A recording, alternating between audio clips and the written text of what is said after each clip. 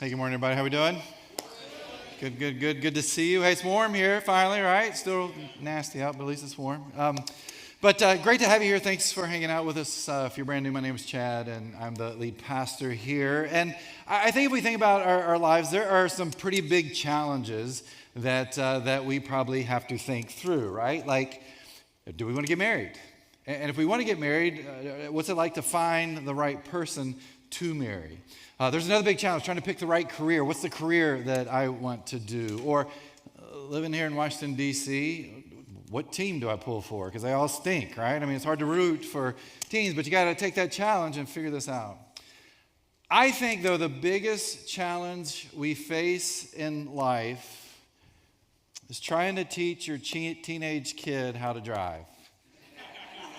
Can I get some amens on that one? Because I think that's a pretty big one. Like, there's nothing more stressful than handing your keys to your teenage kid and saying, hey, I'm going to go get in the passenger seat, and now I want you to drive. Because in those moments, we're trying to teach them everything, right? This is how you turn on the car. This is how you put it in gear. This is how you merge. This is how you use your turn signal. By the way, if you're from Maryland, that's that little lever on the left side of the steering wheel, right? Up for right, down left. Okay, just want to help you guys out a little bit. Kind of seem to forget that. But the crazy part is, you take your kids out for a drive and you come back and you're exhausted. But you haven't done anything, right? But you really have. You've been yelling at the kid the whole time. Like, slow down, or watch out, they're getting ready to merge, or look out for that car. But there's physical pieces to this too. You're sitting in the passenger seat and you're holding on for dear life. And there's like this imaginary brake that you just keep pushing the whole time that your child is driving. Why is it that when we're teaching a teenager how to drive, why is it we feel this way? Well, it's because we aren't in control. Like, when we're in the driver's seat, we're pretty calm. Most of us are pretty calm when we're in the driver's seat. Some of us, I'm not so sure. But when someone else is driving, what do we want? Like, we want control. That anxiousness begins to take over, and we want to be the ones that are controlling the situation. But in all honesty, this isn't just something that we experience when it comes to trying to teach a teenager how to drive. I think this is something that we truly experience when it comes to our relationships. We want control. There's a great example of this in the Old Testament. We have Abraham and Sarah. God comes to Abraham and says, hey, Abraham, here's the deal. I've got these promises for you. One of these promises is I'm going to give you a son. And so Abraham and Sarah, they're waiting for God to send this son, and it doesn't seem to be happening. So Sarah's like, all right, I'm going to control the situation. I'm going to jump into this, and I'm going to fix this. I'm going to make this outcome come to fruition. And so we read about this in Genesis chapter 16. Starting with verse 1, it says, now Sarai, Abram's wife, God changes their names to Sarah and Abraham a little bit later, had not been able to bear children for him. But she had an Egyptian servant named Hagar. So Sarai said to Abram, the Lord has prevented me from having children. Go and sleep with my servant. Perhaps I can have children through her. Sarah's circumventing a couple of relationships here. The biggest one might be with God. God makes a promise. Sarah can't wait. And so what does Sarah do? She comes up with her own plan. Says, hey, this is how we're going to make this happen. But on the other hand, she's really damaging her human relationships, the relationship that she has with Abraham and Hagar. Well, what happens? Look at the rest of verse 2 through 3. And Abram agreed with Sarai's proposal. So Sarai, Abram's wife, took Hagar, the Egyptian servant, and gave her to Abram as a wife. I've talked about this before many times when I've read through this. Dudes, if this proposal ever comes to you, you always say no, okay? In fact, I was reading something this past week and said that the conflict in the Middle East would not be happening right now if Abraham had said no. I'm going to let you think for that one. Verse 4. So Abram had sexual relations with Hagar, and she became pregnant. But when Hagar knew she was pregnant, she began to treat her mistress Sarai with contempt. Then Sarai said to Abram, this is all your fault. I put my servant into your arms, but now that she's pregnant, she treats me with contempt. The Lord will show who's wrong, you or me. So things don't go very well in this relationship, right? There's a lot of tension between Sarah and Abraham, and also with Hagar. Verse 6, Abram replied, "Look, she's your servant, so deal with her as you see fit." Then Sarai treated Hagar so harshly that she finally ran away. Why is Sarah making these decisions? She's making these decisions because she's trying to be in control of the situation. She's trying to control the relationship that she has with Abraham and with Hagar, and I think in some ways also with God. But this is what control does. Control makes us feel safe. It makes us feel needed, responsible, secure. It makes us feel like we're the ones steering the outcome within this relationship. But control doesn't produce love, okay? It produces resentment, problems, heartaches, anger, brokenness. And so today, as we finish this relationships series, we're going to talk about shifting from controlling our relationships to setting up healthy boundaries within them, all right? Now, before I continue on, let me give you two quick things I want to say. First, thank you for your encouragement in this. We've heard a lot of positive feedback on this series, but we've also heard quite a bit of like, hey, you left this out, you forgot this. Joel and I were talking this week. We could probably do a whole series on each week that we've talked through. This is very broad stroke, so you might be like, hey, you missed this, and we probably did. We acknowledge that.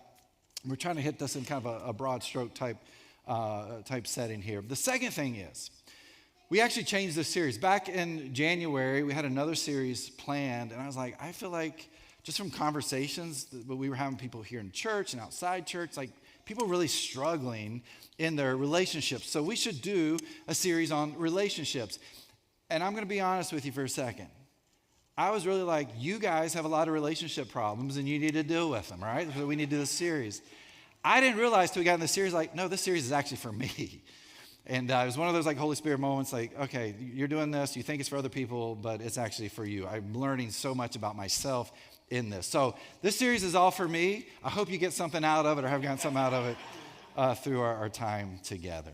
All right, shifting from control to boundaries. Let's start with defining control. Control is this. Control in relationships is the attempt to manage another person's choices, emotions, or outcomes in order to reduce my own discomfort or uncertainty.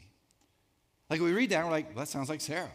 Like this is who Sarah was and what she was trying to do. Now, let me maybe make this a little simpler in language that we would understand here in our DC area context. Control is when one person becomes the manager and the other person becomes the project. That maybe helps us understand it a little bit more, right? So we look at the relationship and we're like, hey, look what I'm doing. Look at how I'm helping them. Look at how the outcomes are different. Look how I'm managing their life, which is fascinating because most of us can't even control our inbox. And yet we think we have this supernatural ability to control the relationships that we have. But that's what control does. It's sitting there and it's whispering in our ears, if I'm not the one who's holding this together and keeping this together, then everything will fall apart. That's what control is. But you might be sitting there thinking, well, how do I know if I'm trying to control my relationships? Well, let me share with you 4 questions that I think are so important when it comes to understanding whether we're trying to play the manager in a relationship or whether we're trying to really fully engage in this relationship. So here's these 4 questions to ask yourself, right? Question number 1, do I try to fix someone instead of listening to them?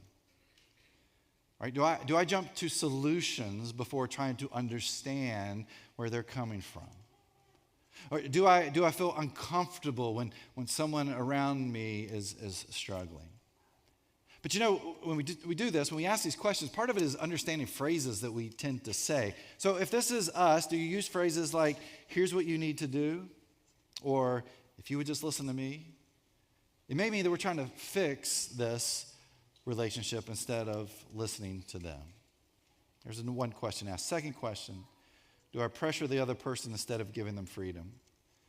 Meaning, do I make people feel guilty for choosing differently than I would? Do I withdraw affection when they don't comply to my ways? Some familiar phrases that you may know. After everything I've done for you. Maybe you've heard that one before, said it before. Or here's another one. I guess I just won't say anything anymore. And this is us pressuring the other person instead of giving them freedom.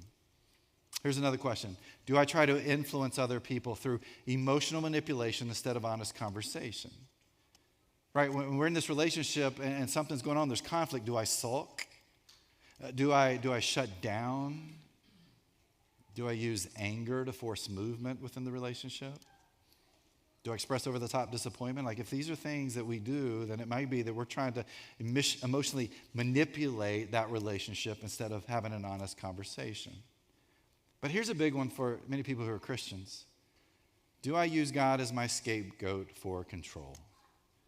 Right? Do I use Scripture to force behavior in someone else? Do I say that I'm speaking for God instead of trying to point people to Him? Again, familiar phrases. Hey, God told me you should. Or here's another one. If you were really trusting God, then this is what you would do. Sometimes us followers of Christ will use God as a manipulation tool to control people in our relationships. If you answered yes to any of these questions, there's high probability that you are trying to control relationships in your life. Now, here's the problem with control. We think it's love. Right? We think it's love. We think we're loving the other person by managing them. But what we're actually doing is we're preventing them from growing in their lives. We tell ourselves, hey, I'm helping them because I love them. But that's control speaking. Control is saying, I'm going to drive my car, but I'm also going to drive your car too. That's not love. What is love? Well, the best descriptor I know of love comes from a letter Paul writes to this church in Corinth. Paul becomes a follower of Christ. He becomes a pastor. He starts planting churches all throughout the Middle East and parts of Asia Minor. And so he plants this church in Corinth, which at that time was a pretty well-known city. And he writes this passage to the people there, the Christians in that church. And it's all about love.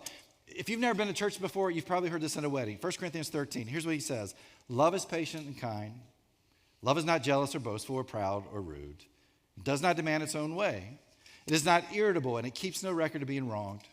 It does not rejoice about injustice, but rejoices whenever the truth wins out. Love never gives up, never loses faith, is always hopeful, and endures through every circumstance. That's love, right?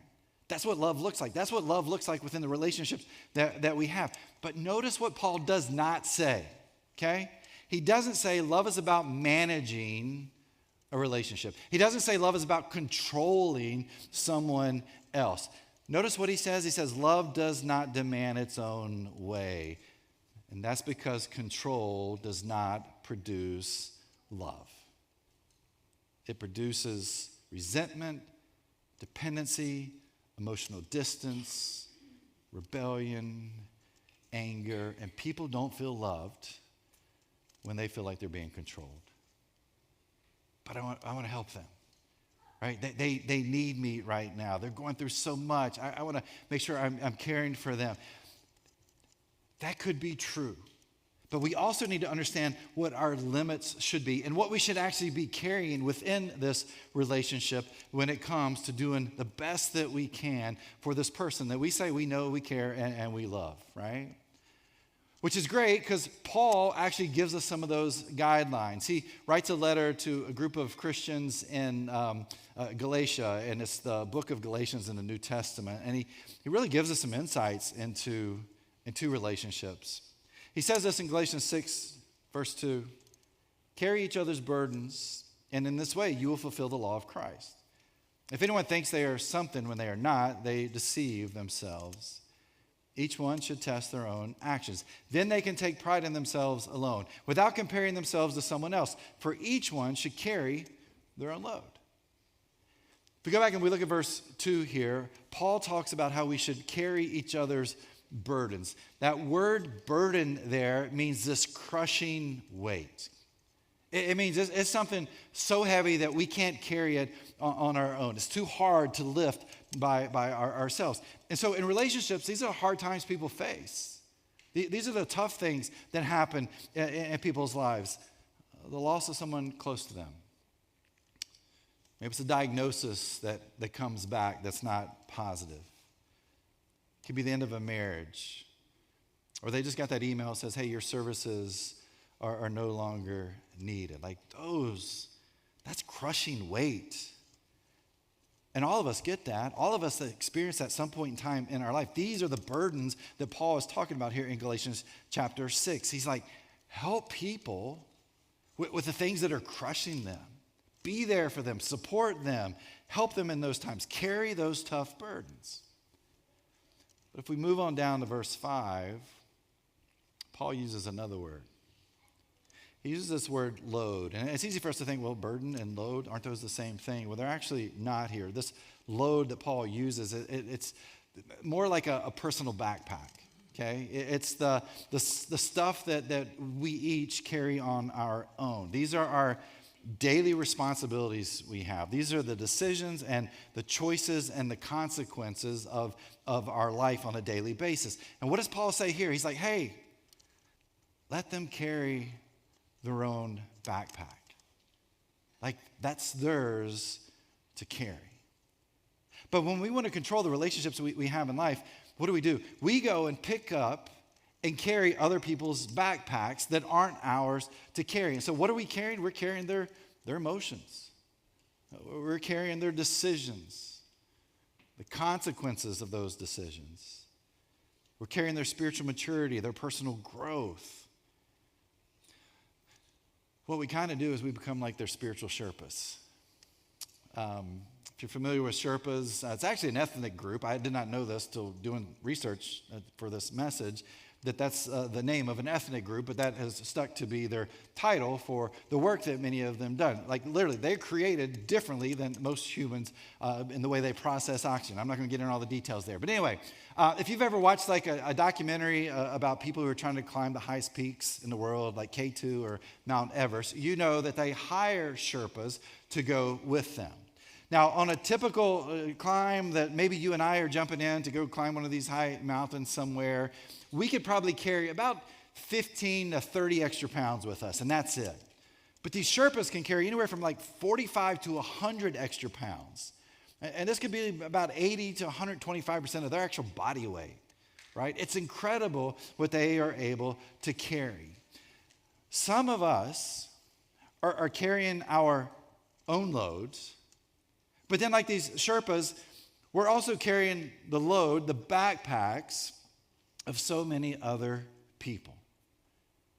We're carrying our spouse's backpack, our kid's backpack, the person we're dating, their backpack, extended family's backpacks, and coworkers' backpacks, and the people in our small groups' backpacks. And it's no wonder we are exhausted all the time because we were not created to carry everyone's backpacks.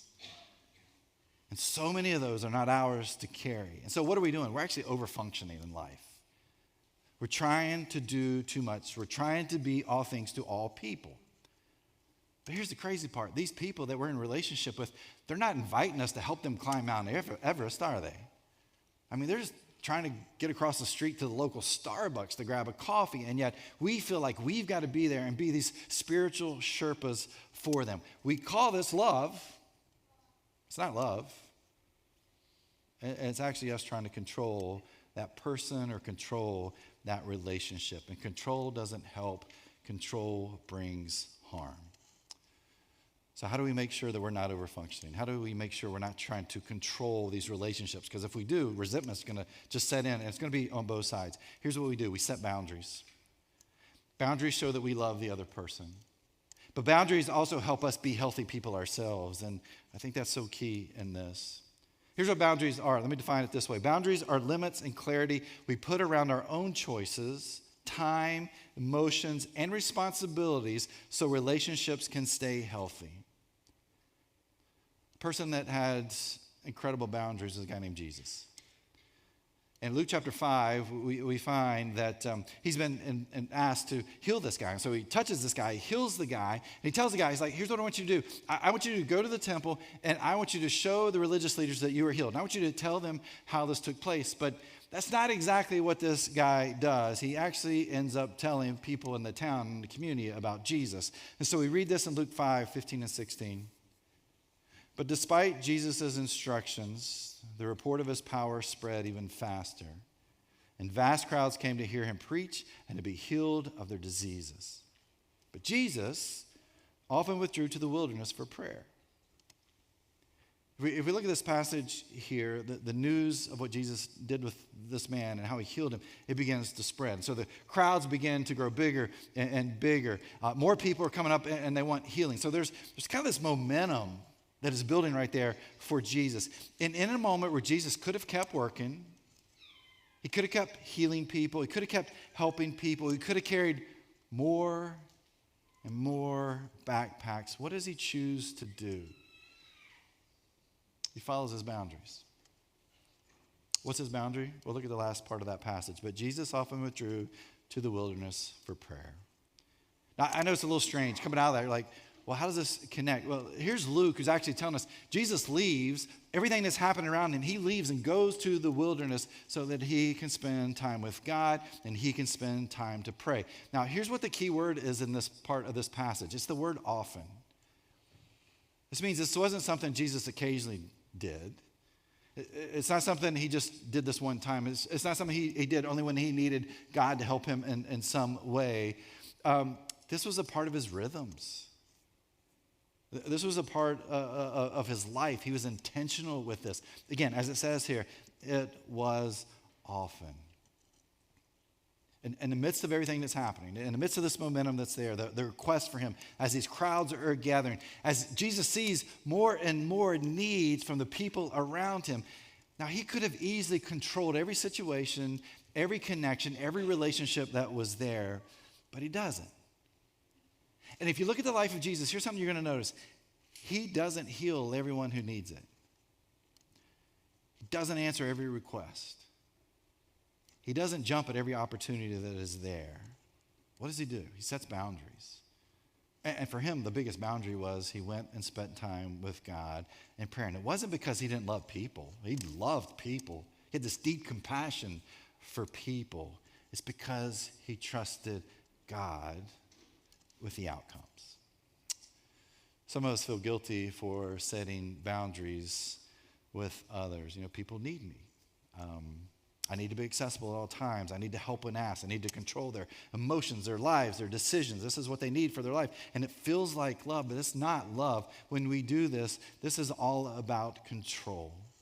And so when we set boundaries for ourselves in these relationships, it's us expressing our love to others. And I honestly think it's us looking more and more like Jesus. Because if Jesus didn't help every person, if Jesus didn't take care of every need, if Jesus didn't jump in every time he was asked, but he's setting boundaries, maybe that's the same thing you and I should do. Because the truth is we can't help every person. We can't be there for every need that pops up. We can carry burdens. Paul says, hey, carry burdens. Be there in those tough times, in those hard times. Be present for people. That's when they need you. But boundaries say, I'm not going to carry your backpack with me all the time. And that protects our mental health, our physical health, our intimacy with God, and I think our intimacy with others. And so we're saying, hey, let's shift from where control says, I must secure the outcome. That was Sarah. Let's shift to setting the boundaries and saying, hey, I'm going to trust God with the outcome. And I think that's very much like Jesus. Well, how do we practically do this in our life? How do we shift from control to setting these boundaries, putting our trust in God and letting God take care of the outcomes? Let me share with you 4 things that we can do. These first 2 actually function back to back with each other. So here's the first thing I would say. Identify where you are over-functioning in a relationship. It goes back to a little bit earlier. Whose backpack am I carrying that isn't mine? Or whose backpacks am I carrying that aren't mine? And it could be in your marriage, and it could be with your kids, and it could be with your coworkers, and it could be with your friends. But what relationships do you have with other people that you know you are over-functioning in right now? Now, remember, I can help carry their burdens. And once again, like Paul said, That's what we're supposed to do in those tough times that happen, but I don't have to carry their backpack. That I can support someone without carrying them all the time. I can care for someone without controlling them all the time. So let people make their own decisions, right? Let them live with the consequences that come from that. We don't have to rescue people every single time something goes wrong. And yet many times we think that's what we're supposed to do. It's because we're trying to control that relationship. So identify where you're over-functioning in relationships that you have, okay? Now, once you do that, the second one here is the second step. Communicate one boundary this week in a relationship. In the relationships that you have, especially the ones that you're identifying as, hey, I'm over-functioning here. This week, set a boundary in it. Here's what you don't do. Don't over-explain. This is what we like to do. We're like, I'm going to set a boundary. Well, let me explain to you why I'm setting this boundary. Like, don't do that, okay? Don't apologize. Hey, I'm really sorry I'm setting it. Don't apologize. You're not trying to apologize for something you need to do. Just set that boundary. Be clear, okay? I think I've heard before, clarity is kindness, right? We talk about that in leadership quite a bit. Clarity is kindness. Be clear, because clarity is kindness here as you set this boundary in this relationship. Now, understand, when we're talking about shifting from control to boundaries, so much of this is verbal. It's our words that are controlling. It's our words that set boundaries. So let me give you a few examples here that might help if you're trying to figure this out and what this might look like in your relationships. Here's the first one. Instead of using pressure, right? Maybe you've said this before, if you love me, then you would. You set a boundary. Hey, I care about you, but I can't say yes to that. Okay? Setting a boundary. Here's another one. Instead of fixing all the time, here's what you should do. That's what we tend to say. Setting a boundary would go, hey, would you like advice or would you like for someone to listen? Hey, gentlemen, let me talk to you a second. Let me read that one more time, okay? It's going to save your marriage potential. Would you like advice or would you like for someone to listen? That's a lot there, but there's a lot of good stuff. All right, boundaries that can set. Here's another one. Instead of trying to emotionally manipulate someone, which is going to bring silence and guilt and withdrawal, you set the boundary. I want to talk to you about this when we're both calm. Or how about instead of rescuing someone all the time, hey, let me take care of that for you. That's what we'll say to someone. You set a boundary. Hey, I believe you can handle this, and I'm here for you if you need support. It's so important to understand these boundaries, they're not enclosed walls where we're saying, I'm never going to help in any way, shape, or form. It's actually got a gate on it, and we get to be the one who controls the gate. We get to be the one who opens the gate and closes the gate as we set these boundaries. Boundaries are saying, hey, I'm not comfortable with that, so here are my limits. That's all we're saying when we set these boundaries. And so as you look at the relationships you have that you feel like you're over-functioning in, or you know you're over-functioning in, you're trying to control that, take the time this week to just set one boundary that hopefully can help to get you to this place of a healthy relationship with someone else and even for yourself. All right? The third thing I would say is manage your emotions. Let me just stop a second and say, we talk about counseling a lot here at The Journey. We've been talking about emotions quite a bit in this series because when it comes to relationships, emotions are involved with it. Hey, don't hesitate to get counseling. We have a QR code in front of you through our app. If you go there, you can sign up for counseling. Please talk to us. Use us to get to counseling services that we work with. You can go to our next step table after we're done today. They would love to help you with this. This is such a big piece to helping us manage our emotions. Part of the reason that many of us struggle is we don't know how to manage our emotions. And we need someone to kind of professionally help us walk through that. And to help us understand what it means to manage these emotions that I have. Because emotions are powerful. And the reality is, when we're in tension within a relationship that we have with someone we know and care and we love a lot, like fear sets in. And when that fear is there, we want to take control. But we don't really know how to manage our own emotions, so how are we going to try to manage someone else's emotions? And so I highly recommend taking the time to jump in and have a counselor kind of walk you through that. Don't try to change someone else's behavior so you feel better.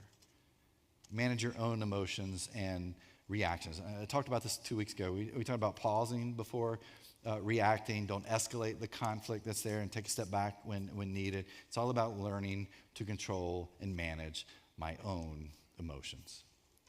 But then there's this last one, and this is actually the most important one. It's that every single day we say a prayer like this: God, help me trust you with outcomes and not try to control them myself. What does Jesus do? He withdraws to pray. What is he doing? He's actually managing, I think, his emotions and himself in those moments. I can't comprehend the incredible pressure Jesus was under. Like, he felt these expectations from all of these people around him to help him. And then he looks around and there's needs everywhere he looks. I mean, it'd be hard not to jump in and try to help every single person. And here's Jesus, who could have controlled every relationship that he has, but he doesn't. Instead of controlling it, he took time to step away and to spend time with God. When we move from control to boundaries, our relationships feel safe and honest and respectful. They're less resentful. We feel like we're growing, we're more mature, and again, I believe we're more Christ-like when we do this. But in the end, if we're all about control, we actually have a trust issue. And so putting something like prayer into practice is us saying, hey, I have this faith that God's actually the one in control.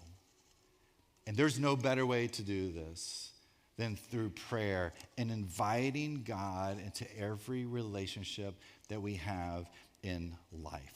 We're putting our trust in him, and we're saying, hey, I'm going to let go of control, God, because I trust that you know what's the best outcome here.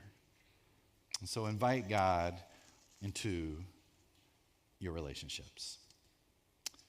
If I go back to teaching your teenager how to drive, there's going to become this day where you hand them the key, and you're like, hey, you're on your own. It's your turn to go out and to drive yourself. And it's in those moments when you do that, again, we've done this with 3 kids, you realize you don't have control anymore. That you have fully given up control, that they're on their own as they jump in that car and they drive away. But it's also the moment where they grow, because you are releasing your control over them. And some of you here this morning, you are so exhausted. You're so exhausted because you haven't released control. The backpacks you're carrying, they're not yours to carry. You're managing people that God never asked you to manage. You're trying to secure outcomes that God never told you to secure. And your soul and your mind and your body are tired and worn out. So my challenge today, my invitation today, is to trust God deeper. And in that, what you're saying is, hey, God, I'm going to carry what's mine, but I'm going to love these people with all that I have. And God, I'm going to trust you with the outcome. And I'm not going to try to be you in this relationship. When we shift from control to boundaries, honestly, it changes our relationships for the better. Because boundaries are where my responsibility begins and ends. Boundaries protect from that love that we say we have turning into control. Boundaries let me love you without losing myself. And boundaries are where we're saying, I'm putting my faith and my trust in God. Because in the end, control is a trust issue, and boundaries are a faith practice. And so as we leave this morning, I want to leave you with this question: whose backpack are you carrying right now that isn't yours? And what I invite you to do today is I want you to gently set that down and to trust God with the outcome. And the reason is pretty simple, is because God sent Jesus to carry those loads, right? That Jesus was crucified and put on that cross to say, hey, whatever you're going through, whatever is happening in your life, I'm here to carry that for you. Trust in me. Follow me. Put your trust in God. And let God deal with the outcomes. As you love the burdens or through the burdens that people are carrying, that's part of what we are called to do. As we're present as needed, when there's loads that people are struggling with and dealing with. But through it all, we're just saying, hey, God, I'm going to trust you in this. And I'm going to get out of the way as I do all I can to love this person, to be in relationship with them. But I'm going to let you lead and guide through it.